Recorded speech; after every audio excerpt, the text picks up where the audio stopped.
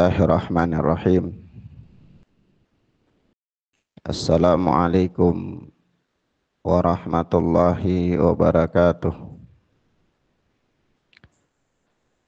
Alhamdulillahilladzi imtanna ala ibadihi bi an ja'ala fi kulli zamani fatratin minar rusuli baqaya min ahlil ilmi yad'una man dhalla ilal huda wa yasbiruna minhum 'alal adha yuhyuna bi kitabillahil mauta wa yubassiruna bi nurillahi ahlal 'ama wa sallallahu wa sallama wa baraka ala nabiyyina Muhammadin wa ala alihi wa sahbihi wa sallama tasliman mazida.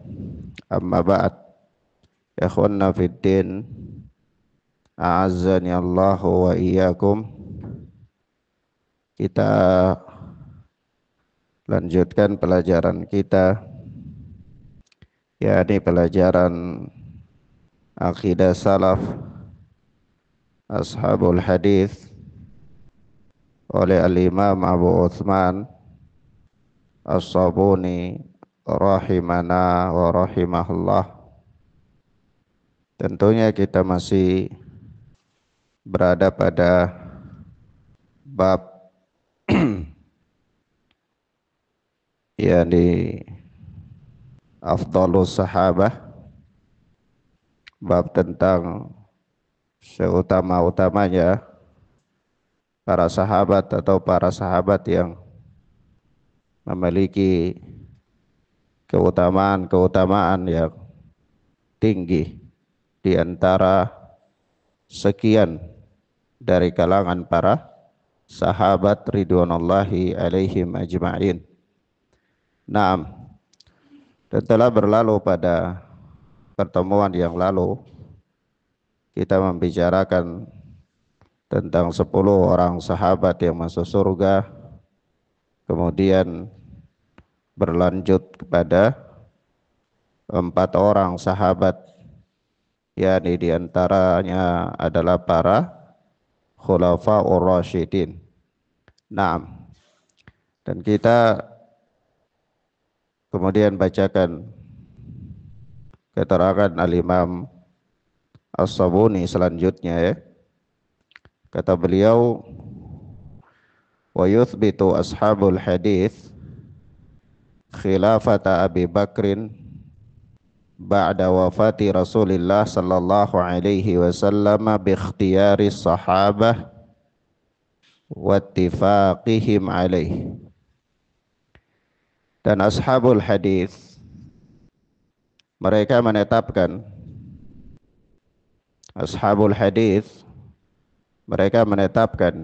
yakni di dalam keyakinan mereka, khilafat Abi Bakrin ba'da wafati Rasulillah sallallahu alaihi wasallam, yakni kepemimpinannya Abu Bakar, kekhalifahannya Abu Bakar radhiyallahu taala anhu setelah wafatnya Rasulullah sallallahu alaihi wa alihi wasallam, bi ikhtiyari sahabati wa ittifaqihim alaihi. Hal itu terjadi dengan pilihan dan kesepakatan para sahabat ridwanullahi alaihim ajma'in. Naam, wa qaulihim qatibah, dan ucapan mereka itu adalah qatibah. Ini qatibah itu zarf, ya. Dan dia apa? Itu selalu disebutkan dalam keadaan sebagai hal. Jadi qatibatan. Nah, ini tidak disebutkan qatibah ini kepada bentuk tunggal. Dia disebutkan untuk bentuk jamak saja. Ini sesuatu yang apa? Qatibah adalah sesuatu keseluruhan, maksudnya secara keseluruhan atau secara baku. Ini ucapan-ucapan para sahabat itu semuanya itu sudah tetap, ya, sudah baku, bahwa radiyahu Rasulullah sallallahu alaihi wasallam lidinina faradinahu lidunyana. Jadi bahwa Rasulullah sallallahu alaihi wasallam itu ridha kepada Abu Bakar untuk agama kita, maka kita pun ridha kepada beliau dalam urusan dunia kita. Yani kata Imam As-Sabuni, annahu istakhlafahu fi iqamati salawatil mafrudati bin nasi ayyama maradihi wa hiya ad-din faradinahu khalifatan li rasulihi sallallahu alaihi wasallam alaina fi umuri dunyana. Maksud dari ucapan para sahabat yang mengatakan bahwa Rasulullah itu ridha kepada Abu Bakar dalam urusan agama kita, ya maka kita pun ridha kepada beliau Abu Bakar As-Siddiq dalam urusan dunia kita. Apa pengertiannya? Pengertiannya kata Imam As-Sabuni adalah bahwa annahu istakhlafahu fi iqamati salawatil mafrudati bin nas ayyama maradihi, ya, bahwa Rasulullah sallallahu alaihi wasallam telah memilih Abu Bakar untuk mengganti beliau dalam mengimami para sahabat di salat-salat wajib pada hari-hari di mana Rasulullah sallallahu alaihi wasallam itu sakit. Wahia ad-din, dan menjadi imam itu perkara agama. Ya, perkara apa? Agama. Memilih untuk menjadi imam itu perkara agama. Nah, artinya Rasulullah itu ridho kepada Abu Bakar untuk menjadi pemimpin terhadap para sahabatnya dalam urusan agama. Ya. Maka apa? Faradinahu khalifatan li Rasulillah sallallahu alaihi wasallam alaina fi umuri dunyana. Kalau dalam perkara agama saja itu Rasulullah ridha kepada beliau untuk mengurus urusan kita, maka faradina khalifatan li Rasulillah sallallahu alaihi wasallam alaina fi umuri dunyana. Maka kita pun tentu lebih ridha lagi beliau itu sebagai pengganti Rasulullah untuk mengurus urusan-urusan dunia kita. Begitu ya kata para sahabat ridwanullahi alaihim ajma'in. Baik, kemudian kata Imam As-Sabuni, kita baca lagi satu bait kalimat. Kata beliau, wa qaulihim, dan ucapan mereka, ucapan para sahabat, qaddamaka Rasulullah sallallahu alaihi wasallam faman dalladhi yuakhiruka. Itu Rasulullah telah memajukan engkau sallallahu alaihi wasallam radhiyallahu anhu, faman dalladhi yuakhiruka, maka siapa yang memundurkan engkau, mengakhirkan engkau? Karena Rasulullah sudah memajukan engkau, siapa yang mau memundurkan engkau lagi? Ya, jadi kata Imam As-Sabuni, fa'aradu annahu sallallahu alaihi wasallam qaddamaka fi salati bina ayyama maradihi fasallaina wara'aka bi amrih faman dzalladhi yuakhiruka ba'da taqdimihi iyyaka. Yani yang mereka maksudkan, para sahabat maksudkan dengan ucapan ini adalah bahwa Nabi sallallahu alaihi wasallam telah memajukan engkau dalam salat bersama kita pada hari sakit-sakitnya beliau itu. Fasallaina wara'aka bi amrihi, maka kita pun salat di belakang engkau itu di atas perintah Rasul, ya, berdasarkan perintah Rasul sallallahu alaihi wasallam.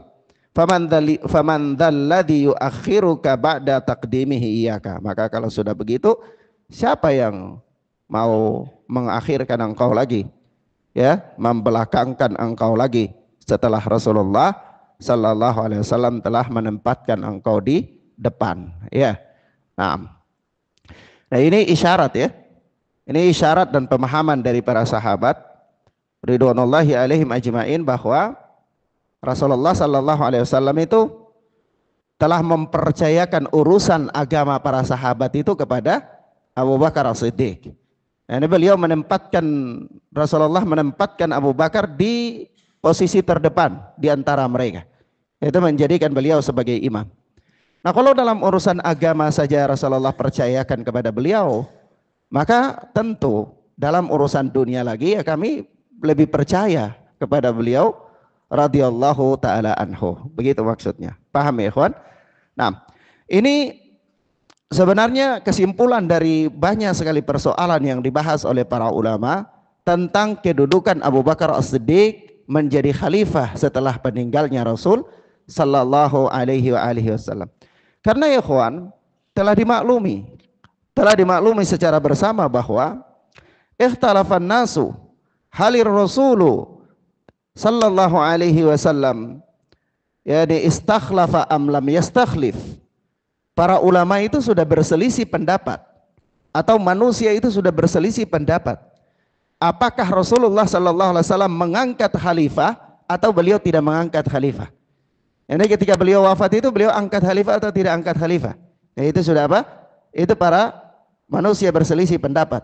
Para manusia berselisih pendapat. Nah, maka untuk kita jelaskan, kita bacakan keterangan apa Syekh Robi bin Hadi Al-Madkhali rahimana wa rahimahullah. Kata Syekh Robi ketika menjelaskan perkara ini, kata beliau, fayadda'i ar-rawafidhu anna rasulah sallallahu alaihi wa alihi wasallam wassali aliyin radhiyallahu anhu wa huwa kadhib. Kata beliau, orang-orang Rafidah mereka mengaku, mengklaim bahwa Rasul sallallahu alaihi wasallam berwasiat tentang khalifah itu kepada Ali bin Abi Thalib radhiyallahu taala anhu. Wa huwa kadhib. Ini adalah kedustaan. Ini adalah apa? Kedustaan. Alasannya apa?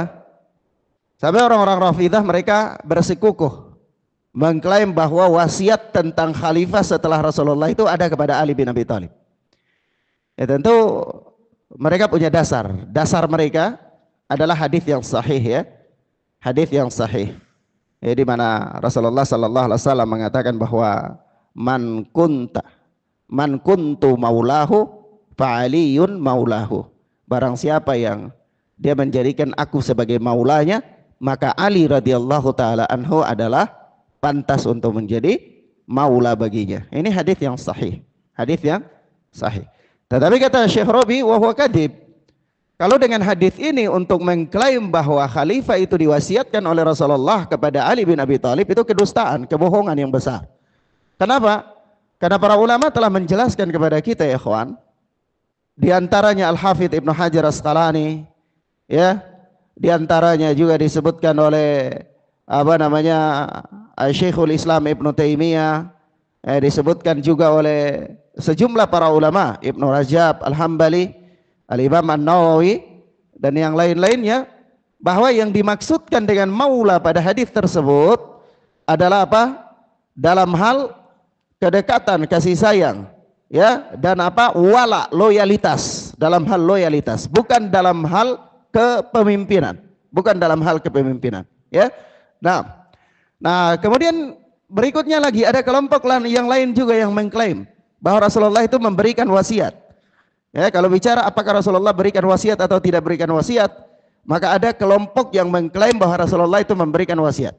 Di antara mereka adalah kelompok Rafidah. Mereka klaim bahwa wasiat itu kepada Ali bin Abi Thalib. Dasar mereka apa adalah man kuntu maulahu fa aliyun maulahu. Barang siapa yang menjadikan aku sebagai maulanya, maka Ali juga lebih pantas untuk menjadi maulanya. Tapi kita katakan para ulama menjelaskan hadis ini bahwa ini maksudnya dalam bab loyalitas, bukan dalam bab kepemimpinan, bukan dalam bab menjadi khalifah. Nah, yang kedua, ada kelompok yang kedua juga yang mengklaim bahwa Rasulullah memberikan wasiat kepada golongan mereka, yaitu kata Syekh Rabi wa yadda'i ar-rawandiyah. Rawandiyah itu apa namanya?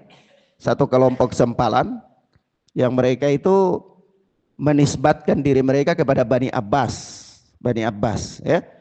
Nah, yaitu alladzina yatawallawna al-Abbas, orang-orang yang apa namanya berpihak kepada Al-Abbas, dan ini cikal bakal adanya Bani Abbasiyah, ya, itu mereka mengklaim bahwa Rasulullah memberikan wasiat tentang kekhalifahan itu kepada Al-Abbas. Kata beliau, wa hum adallu minar rawafid. Mereka ini lebih sesat daripada Rafidah. Lebih sesat daripada Rafidah. Lebih sesat dari Rafidah di sini dalam bab apa? Klaim adanya khalifah, ya. Bukan dalam bab yang lain. Dalam bab adanya khalifah. Lebih sesatnya dari sisi mana? Lebih sesatnya dari sisi kalau Rafidah klaim khalifah itu ada sandaran hadis. Ya. Walaupun mereka memaksakan pemahaman hadis pada keinginan mereka. Tapi kalau Rawandiyah, orang-orang yang yatawallawna al-Abbas, itu mereka mengklaim yadda'una anna Rasulullah nassa ala khilafatil Abbas. Ya, bahwa Rasulullah itu memberikan wasiat tentang apa? Kekhalifahannya Bani Abbasiyah. Ya. Jadi sama sekali tidak ada dasarnya sama sekali. Tidak ada dasarnya. Maka disinilah dikatakan bahwa mereka itu lebih sesat daripada Rawafid atau Rafidah. Ini kadzab, ini kadib, kedustaan. Kedustaan yang mereka buat-buat untuk apa? Untuk sebenarnya mau melahirkan apa? Kekuasaan Bani Abbasiyah. Nah ini kelompok pertama yang mengklaim, tentunya adalah semuanya kebatilan. Semuanya kebatilan. Ada kelompok yang kedua yaitu mereka mengatakan bahwa Rasulullah Sallallahu Alaihi Wasallam itu apa? Tidak memberikan wasiat, ya. Beliau tidak memberikan wasiat, tidak menunjukkan secara tegas tentang seseorang itu sebagai pengganti beliau. Itu beliau tidak menunjukkan itu, tidak melakukan hal itu, ya. Hanya saja beliau itu telah memberikan isyarat-isyarat tentang kepemimpinan sepeninggal beliau. Memang beliau tidak menunjukkan secara tegas, tetapi beliau telah memberikan isyarat-isyarat. Beliau telah memberikan isyarat-isyarat. Dan inilah yang dipegang oleh apa? Ashabul hadis. Pendapat ini yang dipegang oleh ashabul hadis. Nah, di antara isyarat yang beliau berikan itu adalah kepada Abu Bakar As-Siddiq radhiyallahu taala anhu. Sebab itu Al-Hafidz Ibnu Hajar Asqalani rahimana wa rahimahullah dalam Fathul Bari itu beliau berkata, jamaahiru ahli sunnah, ya, ala annahu sallallahu alaihi wasallam lam yansib khalifatan bilafdin sarihin walakin asyara ila Abi Bakrin bi umurin tadullu ala taqdimihi. Itu kata beliau. Jadi apa? Mayoritas ahlu sunnah itu mereka berpendapat bahwa Nabi Shallallahu Alaihi Wasallam tidak menunjuk khalifah dengan lafaz-lafaz yang jelas, itu tidak ada, ya. Misalnya beliau mengatakan ini siapa yang nanti jadi khalifah, atau beliau berikan wasiat supaya setelah peninggal beliau siapa yang menjadi khalifah sebagai ganti beliau, itu sama sekali tidak ada, kata Al-Hafidz Ibnu Hajar Asqalani. Walakin asyara ila Abi Bakrin bi umurin tadullu ala taqdimihi. Tetapi Rasulullah itu memberikan isyarat. Beliau memberikan isyarat tentang kekhalifahan itu kepada Abu Bakar. Ya, dengan apa? Ya, dengan isyarat-isyarat, ya, perkara-perkara yang menunjukkan akan hal tersebut.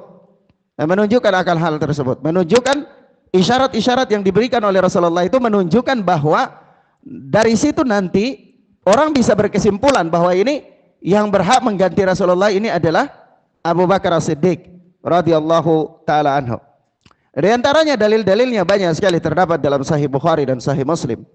Ya, kita sebutkan beberapa di antaranya, yaitu di antaranya adalah hadis Aisyah radhiyallahu taala anha yang dikeluarkan oleh Imam Muslim rahimana wa rahimahullah. Ini ketika di hari-hari sakitnya Rasulullah sallallahu alaihi wasallam itu, Aisyah radhiyallahu taala anha pernah berkata, "Qultu ya Rasulullah, law istakhlafta." Aku berkata, wahai Rasulullah, sekiranya engkau mengambil orang untuk menjadi khalifah sebagai pengganti engkau. Qal, innallaha ya'ba dzalik wal mu'minuna ya'bauna. ya, illa Abu Bakrin. Kata Rasulullah sallallahu alaihi wasallam, Allah tabaraka wa taala tidak menghendaki itu. Demikian pula orang-orang mukmin tidak menghendaki itu. Illa Abu Bakrin, kecuali kepada Abu Bakar. Jadi apa, Allah dan orang-orang mukmin tidak menghendaki kekhilafan itu, ada kekhalifahan itu ada pada orang lain kecuali ada pada Abu Bakar As-Siddiq. Tapi Rasulullah itu tidak menunjuk bahwa Abu Bakar As-Siddiq menjadi khalifah, tidak. Tapi ketika Aisyah mengatakan, ya Rasulullah, lau istakhlafta, seandainya engkau mengambil khalifah, maka kata Rasulullah sallallahu alaihi wasallam, innallaha ya'badzalik wal mu'minuna ya'bauna illa Abu Bakrin. Ya, orang-orang Allah dan Rasul itu, Allah dan orang-orang mukmin tidak menghendaki hal tersebut kecuali kepada Abu Bakar As-Siddiq. Di sini Abu Bakar As-Siddiq di situ datang dalam bentuk nasab, ya, mansub dia. Sehingga penerjemahan yang paling tepatnya begitu, jangan sampai diterjemahkan Allah dan orang-orang mukmin tidak menghendaki kecuali Abu Bakar. Maksudnya kecuali Abu Bakar yang menghendaki, begitu, bukan maksudnya, bukan itu. Paham ya? Tapi maksudnya adalah Allah dan orang-orang mukmin tidak menghendaki kecuali kepada Abu Bakar As-Siddiq. Nah, kalau antum belajar istitsna, pengecualian, kalimat pengecualian dalam tata bahasa Arab, itu kan nanti di dalam Mutammimah al-Ajurumiyah itu disebutkan bahwa pengecualian itu ada adat-adat pengecualian itu ada berapa? Ada 8, ya. Adat-adat pengecualian itu ada 8. Salah satunya pengecualian dengan kata illah. Pengecualian dengan kata illah itu, pengecualian ini dengan kata illah itu bisa datang dalam 3 bentuk, ya. Pertama, taman mujiban, mujab, kalimat yang sempurna, ya. Ada kalimat yang ghairu mujab, tidak sempurna, ada kalimat yang apa? Tam ghairu mujab, ada kalimat yang naqis, ada kalimat yang kurang. Ini penentuan supaya kata setelah illa itu apakah dia jadi badal, apakah dia mansub. Mafhum ya ikhwan? Antum belajar nahwu, ya, ya. Belajar nahwu. Al-Fitra. Ya.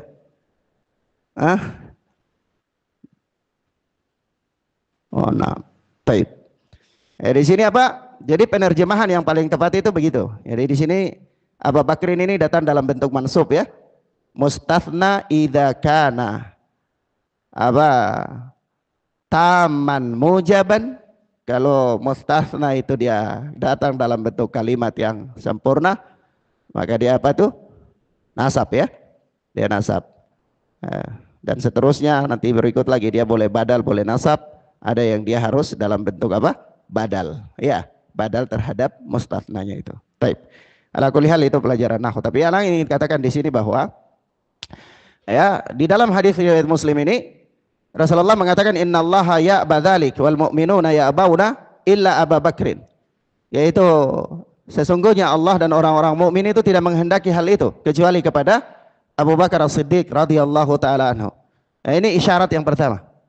Isyarat yang kedua datang dalam hadis dari Aisyah radhiyallahu taala anha juga, ketika dia berkata, "Lamma thaqula Rasulullah sallallahu alaihi wasallam jaa Bilalun yu'adzinuhu bis-shalah." Ya, ketika Rasulullah itu sakitnya sudah semakin parah, maka semakin berat, maka Bilal itu datang pada waktu salat untuk adzan untuk salat di waktu salat, di saat Rasulullah sakitnya semakin parah. Faqala muru Abu Bakrin falyusalli bin nas. Ya, perintahkanlah Abu Bakar supaya salat dengan orang-orang. Salat dengan orang-orang. Nah, ini hadis diriwayatkan oleh Imam Bukhari dan Muslim. Dalam sebagian lafaz dikatakan begini, Aisyah mengatakan, ya Rasulullah, Abu Bakar itu orangnya asif, orangnya lembut hatinya. Kalau dia jadi imam, nanti dia orang-orang tidak bisa mendengar suaranya karena dia menangis, ya. Dia menangis, orang-orang nggak bisa dengar suara ketika dia baca atau dia takbir, ruku dan lain-lain itu. Maka perintahkan kepada Umar bin Khattab supaya jadi imam saja. Apa kata Rasulullah? Perintahkan Abu Bakar supaya sholat bersama orang-orang. Akhirnya Aisyah datang kepada Hafsah. Ya Hafsah, bujuk Rasulullah, kalau bisa supaya jangan Abu Bakar yang jadi imam. Abu Bakar ini orangnya lembut sekali. Nanti dia terbawa kesedihan, dia nangis. Makmum gak bisa dengar suaranya. Ya Umar saja, orangnya tegas. Hal ini disampaikan kepada Rasulullah Sallallahu Alaihi Wasallam oleh Hafsah. Tapi Rasulullah tetap berprinsip perintahkan kepada Abu Bakar supaya mengimami para sahabat ridwanullahi alaihim ajmain. Nah, ini menunjukkan kepada kita bahwa isyarat ya. Isyarat bahwa Rasulullah itu ridho Abu Bakar menjadi pemimpin para sahabat. Ini dalam urusan agama.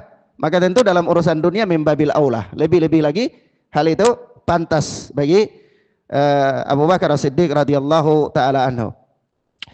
Isyarat yang ketiga yaitu datang dalam hadis Abu Sa'id Al-Khudri radhiyallahu taala anhu. Datang dalam hadis Abu Sa'id Al-Khudri radhiyallahu taala anhu.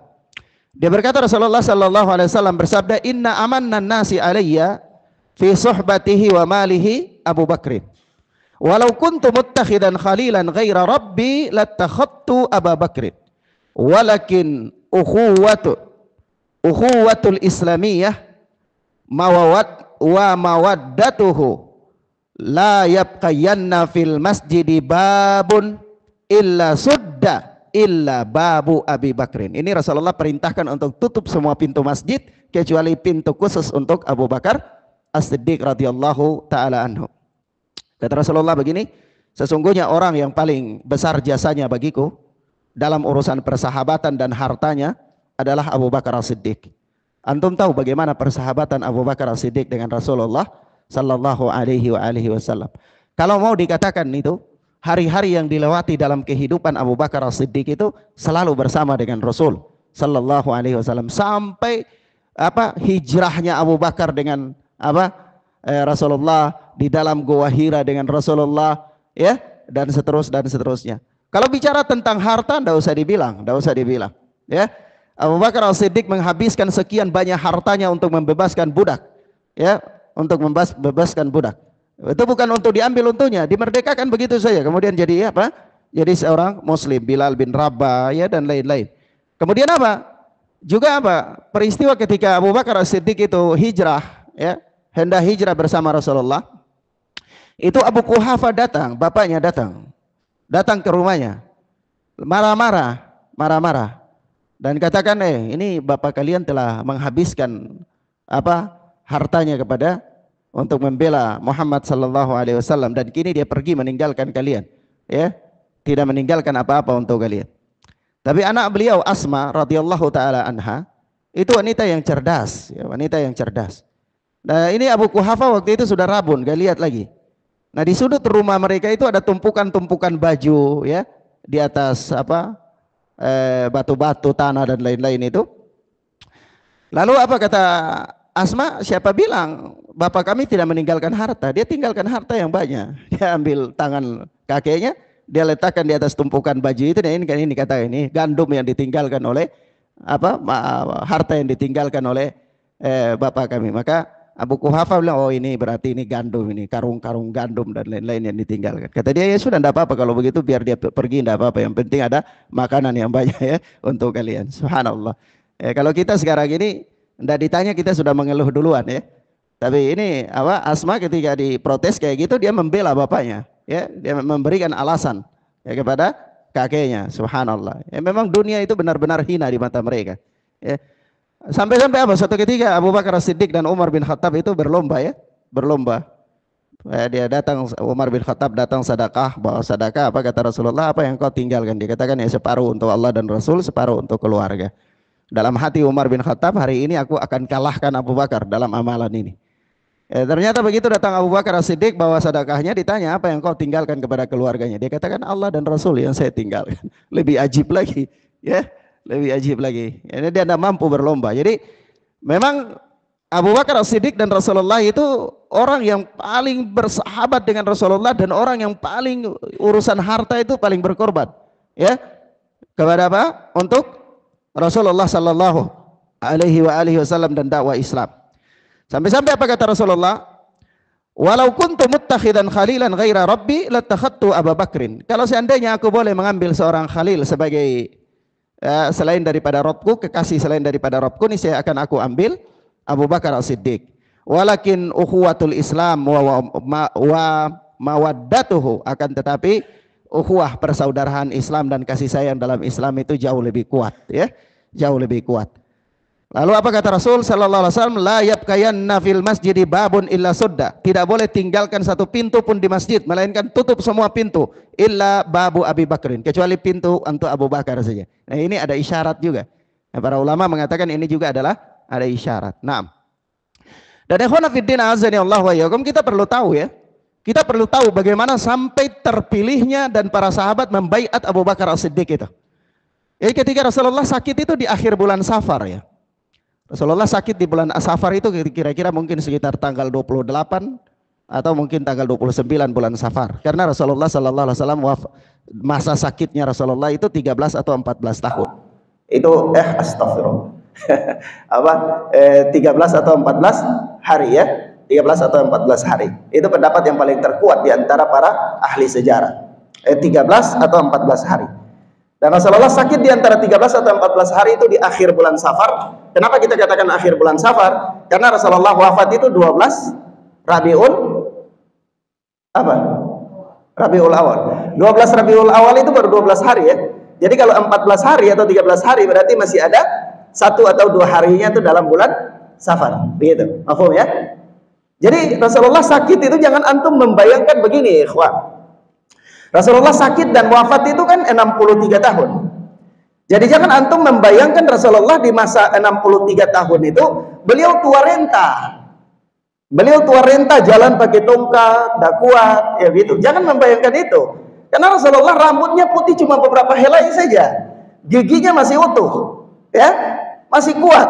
Sehingga nanti di sini ada pembahasan tentang fikih-fikih hadis. Ketika kita bahas tentang fikih-fikih hadis, masuk dalam pembahasan hal-hal kayak gini, itu perlu kita tahu secara rinci bagaimana peri kehidupan Rasulullah. Nah, ini pentingnya memahami tarikh ketika mengeluarkan fatwa. Makanya dari itu ada ulama ketika membahas hadis begini. Apa engkau turun sujud itu tangan duluan apa kaki duluan? Turun sujud tangan duluan atau kaki duluan? Nah, sebagian ulama mengatakan ya harusnya lutut duluan. Kenapa? Ya karena hadis yang mengatakan tangan duluan itu Rasulullah sudah tua. Jadi beliau karena nggak kuat berdiri jadi tangan duluan. Ini bayangan dia salah. Bayangan dia salah. Karena dia membayangkan Rasulullah sudah tua nggak kuat jalan sampai berdiri pun harus bopong-bopong gitu pakai tongkat. Tidak benar. Rasulullah masa tua itu kuat. Beliau hanya mengalami masa tidak kuat itu ketika masa sakit. Dan itu cuma berapa hari? 13 hari. Dan 13 hari itu beliau tidak keluar sholat berjamaah bersama para sahabat seperti biasa-biasanya, wajar tidak. Beliau sudah sakit, sudah sering pingsan, sudah kepala sakit yang berat. Keluar itu pun dibopong. Kadang beliau sholat cuma dengan duduk. Lalu dari mana? Dia mau beristidlal bahwa ini Rasulullah sudah tua. Jadi beliau mendahulukan tangan itu alasannya karena sudah tua. Ini tidak benar. Ya, jadi harus dibahas dalam tarikh. Begitu. Mafhum ya, ikhwan? Karena tidak sesuai dengan bukti sejarah. Tidak sesuai dengan bukti sejarah. Pendalilannya. Baik. Kemudian berikutnya apa? Rasulullah sakit. Sakit kemudian apa? Begitu Rasulullah sallallahu alaihi wasallam meninggal pada 12 Rabiul Awal itu sudah ada sahabat-sahabat Ansar yang apa? Begitu Rasulullah sakit itu orang-orang semua sedih, nggak mau menerima wafatnya Rasulullah sallallahu alaihi wasallam. Sampai Umar bin Khattab memberikan ancaman, siapa yang katakan Rasulullah itu wafat, saya penggal lehernya. Ini Rasulullah sedang bertemu dengan Rabbnya sebagaimana Musa alaihi salatu wassalam bertemu dengan Rabbnya. Maka datanglah Abu Bakar As-Siddiq, masuk ke rumahnya, ke kamar Aisyah, lihat Rasulullah, buka wajah Rasulullah, dia kecium kening Rasulullah, dia tutup lagi, dia keluar dan dia membaca ayat wa ma Muhammadun illa rasulun qad khalat min qablihi ar-rusul afa in mata aw in qutilu in qalabtum ala aqabikum. Ya, Muhammad itu bukanlah siapa-siapa melainkan seorang utusan telah berlalu sebelum beliau juga adalah utusan-utusan Allah. Afa in mata au qutilu, apakah jika dia mati, beliau wafat atau beliau terbunuh, in qalabtum ala aqabikum, kalian kembali menjadi kafir. Di sini ayat jelas, afa in mata au qutilu, apakah jika beliau mati atau beliau terbunuh. Di situ baru sahabat sadar, oh iya benar Rasulullah itu sudah wafat. Nah, begitu Rasulullah itu sudah wafat, apa yang terjadi? Sahabat Ansar bertemu di mana? Di Saqifah Bani Sa'idah. Beliau bertemu di Saqifah Bani Sa'idah. Misi mereka, slogan mereka itu adalah apa? Minna amirun wa minkum amirun. Ya, dari kami pemimpin dan dari kalian muhajir pemimpin. Jadi mereka bertemu dan menginginkan ada dua kepemimpinan dalam kaum muslimin. Kepemimpinan dari Ansar dan kepemimpinan dari muhajir. Maka mereka berkumpul di Saqifah Bani Sa'idah. Pimpinan orang-orang Ansar ketika itu radhiyallahu taala anhum adalah Sa'ad bin Ubadah, itu dia membawa slogan. Slogannya apa? Minna amirun wa minkum amirun. Ya, subhanallah. Benar-benar kacau enggak ketika itu? Oh, memang tegang ketika itu. Ya, maka Allah wa iyyakum, kita tidak bisa selesaikan ya, Bang ya. Besok baru kita lanjut. Insyaallah taala. Ini waktu tidak memungkinkan. Jadi ya. Wa sallallahu ala nabiyina Muhammad wa ala alihi wa sahbihi wasallam. Subhanakallahumma bihamdika asyhadu an la ilaha illa anta astaghfiruka wa atubu ilaik. Wassalamualaikum warahmatullahi wabarakatuh.